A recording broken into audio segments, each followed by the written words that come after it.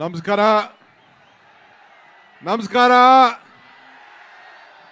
ಆಯ್ತು. ನಿಮ್ಮ ಭಾವನೆ ನನಗೆ ಅರ್ಥ ಆಗಿದೆ.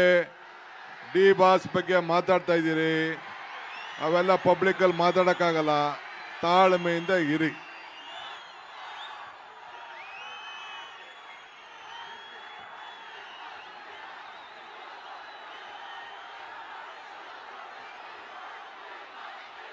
ಆಯ್ತು ಆಯ್ತು ಆಯ್ತು, ಸುಮ್ಮನಿರಿ. ಗೊತ್ತಾಯ್ತು ನನಗೆಲ್ಲ.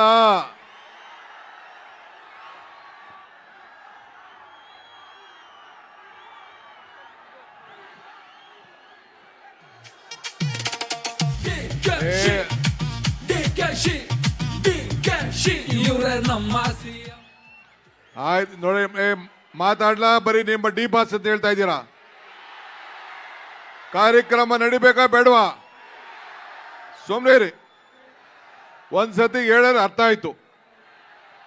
ಈ ತರ ಮಾಡೇ ಹಾಳು ಮಾಡ್ಕೋತಾ ಇದ್ದೀರಾ ನೀವು. ಸ್ವಲ್ಪ ಸುಮ್ಮನೆ ಇರಿ. ಬೋಲೋ ಭಾರತ್ ಮಾತಾ ಕಿ, ತಾಯಿ ಚಾಮುಂಡೇಶ್ವರಿಗೆ, ರಾಮನಗರದ ಕರಗ ಮಹೋತ್ಸವಕ್ಕೆ ಬಂಧುಗಳೇ. ಓರ ಸುಮ್ಮನೆ ನಡೆಯ ಬಿಸಾಕ್ಬಿಟ್ಟು.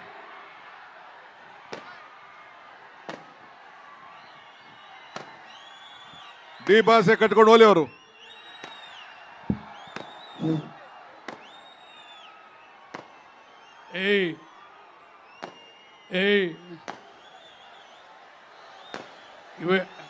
ಇದು ನಮಗೆಲ್ಲ ಅಗೌರವ. ಇದೆಲ್ಲನೂ ಇಡೀ ರಾಮನಗರಕ್ಕೆ ಅಗೌರವ ಇದು. ದಯವಿಟ್ಟು ಮುಖ್ಯಮಂತ್ರಿಗಳು ಮಾತಾಡ್ತಾರೆ. ದಯವಿಟ್ಟು ನಮ್ಮ ಕ್ಷಮೆ ಯಾಚಿಸ್ತೀನಿ. ದಯವಿಟ್ಟು ಬೇಕಾದಷ್ಟು ನಮಗೆಲ್ಲರೂ ಕೂಡ ಇವತ್ತು ಕಾರ್ಯಕ್ರಮ ಯಶಸ್ವಿಯಾಗಿ ನಡಿಬೇಕಾದ್ರೆ ನಮ್ಮ ಕಾರ್ಯಕ್ರಮ, ನಮ್ಮೂರ ಕಾರ್ಯಕ್ರಮ ಇದು, ನಿಮ್ಮೆಲ್ಲರ ಕಾರ್ಯಕ್ರಮ ಇದು. ಪ್ರತಿಯೊಬ್ಬರು ಕೂಡ ನಾವೆಲ್ಲರೂ ಕೂಡ ಸಂತೋಷವಾಗಿ ಭಕ್ತಿಯಿಂದ ಆಚರಣೆ ಮಾಡುವಂಥ ಕಾರ್ಯಕ್ರಮ. ದಯವಿಟ್ಟು ನಿಶಬ್ದ ಆಗಿರಿ. ದಯವಿಟ್ಟು ನಾನು ನಿಮ್ಮಲ್ಲಿ ಮನವಿ ಮಾಡಿಕೊಳ್ತೇನೆ.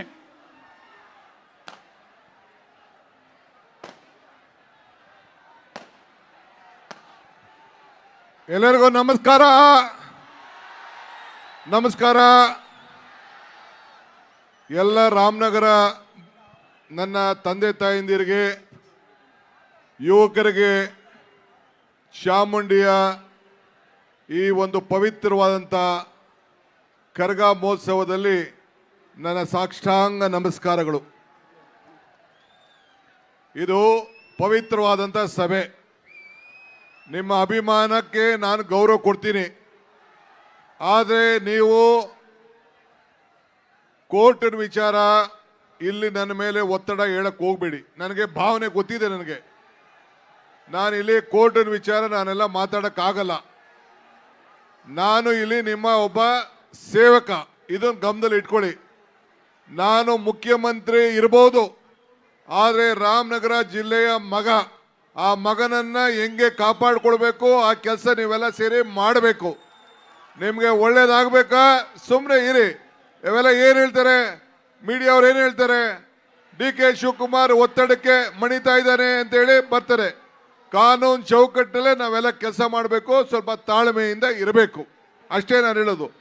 ನಾನು ಹೆಂಗೆ ದೇವ್ರ ಮೇಲೆ ಪ್ರಾರ್ಥನೆ ಮಾಡಿದೆ, ನೀವು ಪ್ರಾರ್ಥನೆ ಮಾಡಿ. ಪ್ರಯತ್ನ ವಿಫಲ ಆದರೂ ಪ್ರಾರ್ಥನೆ ವಿಫಲ ಆಗಲಿಲ್ಲ ಅಂತ ಚಾಮುಂಡೇಶ್ವರಿ ಬೆಟ್ಟದಲ್ಲಿ ಹೇಳಿದ್ದೀನಿ. ಹೇಳಿದ್ದೆ ತಾನೇ ನಾನು? ನೀವು ಹಂಗೆ ಚಾಮುಂಡಿಗೆ ಈಗ ಹೋಗಿ ಪ್ರಾರ್ಥನೆ ಮಾಡಿ, ಭಗವಂತ ತಾಯಿ ಒಳ್ಳೇದು ಮಾಡ್ತಾಳೆ. ಆಗ್ಬೋದಾ?